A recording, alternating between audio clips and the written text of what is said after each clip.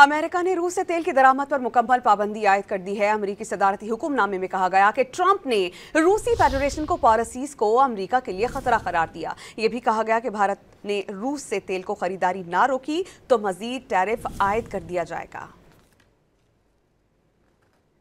आपको इस बारे में बताएं कि पहले ही 25% टैरिफ लगाया गया था, मजीद 25% लगा दिया गया है और अब अमेरिका ने रूस से तेल की दरामद पर मुकम्मल तौर पर पाबंदी आयद कर दी है। अमेरिकी सदारती हुक्मनामे में कहा गया कि ट्रंप ने रूसी फेडरेशन की पॉलिसीज को अमेरिका के लिए खतरा करार दिया। भारत ने रूस से तेल की खरीदारी ना रोकी तो मजीद टैरिफ आयद कर दिया जाएगा। वाज़ेह रहे कि 2 बार अब तक भारत पर टैरिफ आयद किया जा चुका है। पहले 25%, दोबारा 25%, मजमूई तौर पर 50% टैरिफ आयद कर दिया गया है। अमेरिका ने रूस से तेल की दरामद पर मुकम्मल पाबंदी आयद कर दी है। अमेरिकी सदारती हुक्मनामे में कहा गया कि ट्रंप ने रूसी फेडरेशन को पॉलिसीज को अमेरिका के लिए खतरा करार दिया। यह भी कहा गया कि भारत ने रूस से तेल को खरीदारी ना रोकी तो मजीद टैरिफ आयद कर दिया जाएगा।